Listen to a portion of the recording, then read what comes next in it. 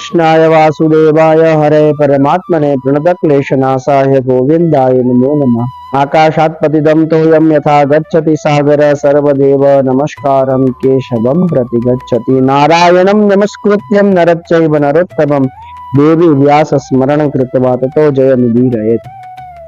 श्री पुरुषोत्तम सेवा ट्रस्ट के माध्यम से आज हम फिर से जो हमारी शास्त्र ज्ञान श्रृंखला चल रही है उसमें हम एक नया विषय लेके आए हैं।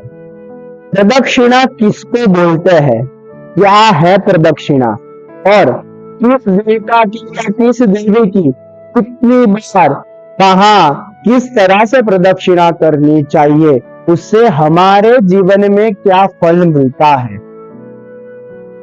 प्रदक्षिणा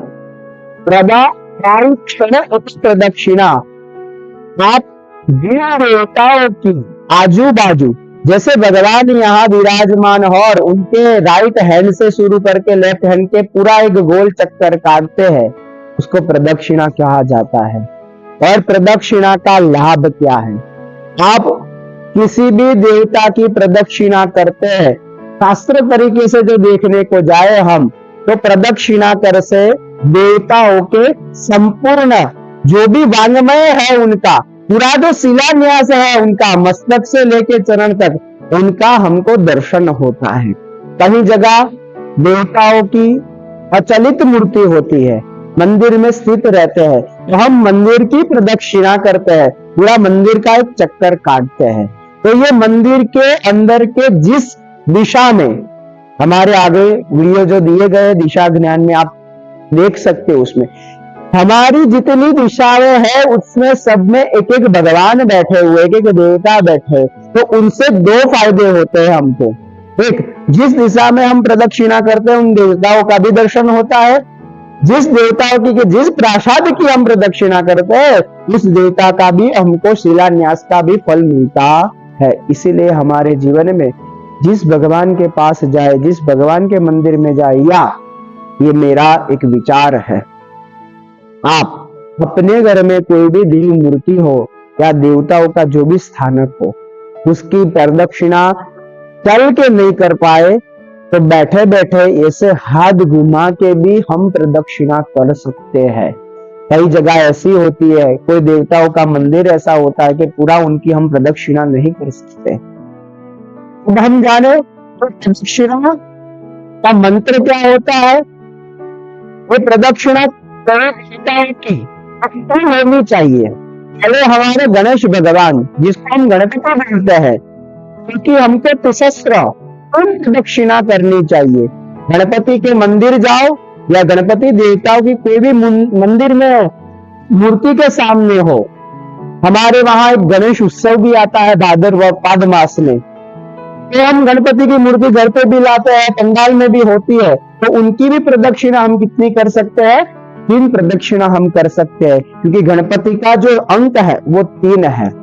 इस विषय में हम बाद में जाएंगे कि गणपति की क्यों 3 प्रदक्षिणा करनी है। दूसरे नंबर पे देवी का कोई भी मंदिर हो, या अपनी कुल देवी का मंदिर हो, या भारत भूमि में जितना भी शक्ति जहां से हमें ओजस्ता मिलती है, इतने देवी देवताओं के जो मंदिर है, जो भी देवी का मंदिर है उसकी हम एक प्रदक्षिणा कर सकते हैं।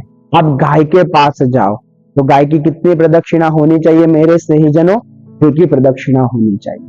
उसके बाद भगवान विष्णु, राम का मंदिर हो, विष्णु भगवान चतुर्भुज का मंदिर हो, हमारे ट्रस्ट में जो मंदिर है नरसिंह भगवान का जो मंदिर हो, कहीं भी भगवान कृष्ण के कोई भी अवतार का मंदिर हो तो आप उसकी 4 प्रदक्षिणा कर सकते हो। भगवान विष्णु का कहीं भी मंदिर हो, या भगवान विष्णु जैसे हम हमारे घर में ऐसे कान्हा जी रखते हैं, लड्डू गोपाल रखते हैं, उसकी भी प्रदक्षिणा करनी हो तो हमें 4 प्रदक्षिणा करनी चाहिए। और अंतिम में तो देवता हमारे वहां प्रधान है पंचायत देवताओं में, सूर्य भगवान। जितने भी ग्रह मंडल है उसमें प्रधान हमारे जो देव हो सूर्य भगवान है, तो सूर्य भगवान की हमको 7 प्रदक्षिणा करनी पड़ती है।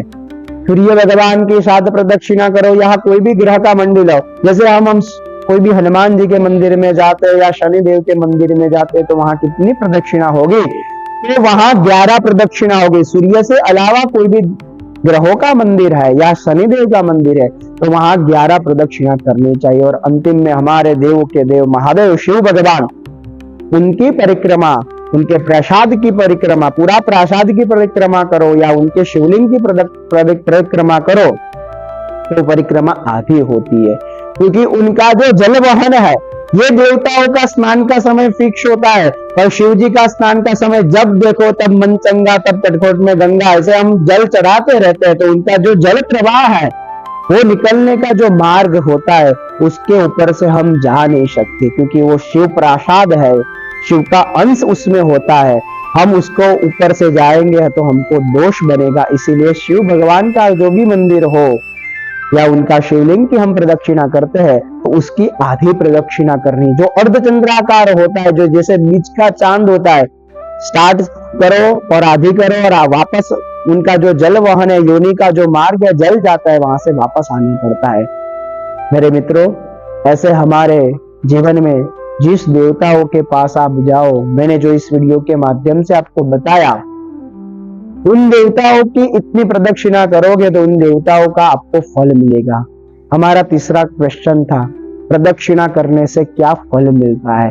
हमारे जीवन में हमने चलने से जितने दोष किए हैं, हमने खड़े हुए भोजन किया हो, चलते चलते भगवत स्मरण किया हो या चलते चलते दूरभाषा का उपयोग किया हो, जितने हमारे पृथ्वी पर चलने से जो दोष बनते हैं, वो दोष का नाश इन देवताओं के प्रदक्षिणा, चाहे कोई भी देवी देवता हो, उनके प्रदक्षिणा करने से, उन प्रदक्षिणा का प्रभाव से हमारे चलने से जो दोष उत्पन्न होता है वो वहां खत्म हो जाता है, उसका नाश होता है। और दूसरा फायदा, प्रदक्षिणा करने से हमारे शरीर में, ये साइंटिफिकली रीजन है, हमारे शरीर में एक ऊर्जा पैदा होती है, क्योंकि मंदिर में भगवान के पास पॉजिटिव एनर्जी होती है। उस प्रदक्षिणा के प्रभाव से हमारे पैरों में से लेके मस्तक तक एक चेतना का वायु, एक चेतना का अंश पैदा होता है।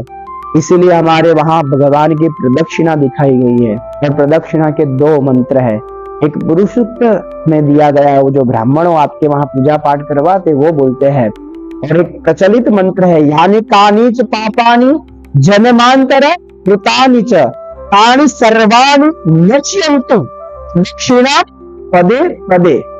इस श्लोक का भी अर्थ है कि यानी कानीच पापानि, हमने कितने भी पाप किए हो, सब पाप को, तानि सर्वाणि नश्यन्तु प्रदक्षिणा पदे पदे, अगले जन्म में भी जो हमने किया हो, अभी के जन्म में किया हो, वो सब हमारे जो पाप है, भगवान की प्रदक्षिणा करने से वो सब पाप हमारे नष्ट हो जाते हैं।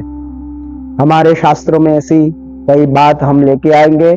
आप सभी को जो ज्योतिष का भी सही ज्ञान लेना हो तो हमारी दूसरी एक चैनल है गोपेश शास्त्री, उनकी लिंक हम इस वीडियो के नीचे दे देंगे। हमारा ट्रस्ट इस मुकाम तक पहुंचा है कि आज के भविष्य के अंदर जो सही शास्त्र, हमारे जितने पुराण है, जितने वेद वेदांत है, उसका जो ज्ञान है, हम इस वीडियो के माध्यम से, पुरुषोत्तम सेवा ट्रस्ट के माध्यम से आप सभी के पास ऐसे ही सेवा प्रणाली के समय हम लाते रहेंगे। फिर मिलेंगे नए विषय के साथ। और आपको भी कोई क्वेश्चन हो, कोई शास्त्र का क्वेश्चन हो या कुछ जानना हो तो हमारे कमेंट में भी आप लिख के भेज सकते हो कि हमें ये शास्त्र का कोई क्वेश्चन है, तो हम हो सके उतना आपके प्रश्नों का आंसर देंगे। सबको फिर से मिलेंगे। जय नरसिम्हा।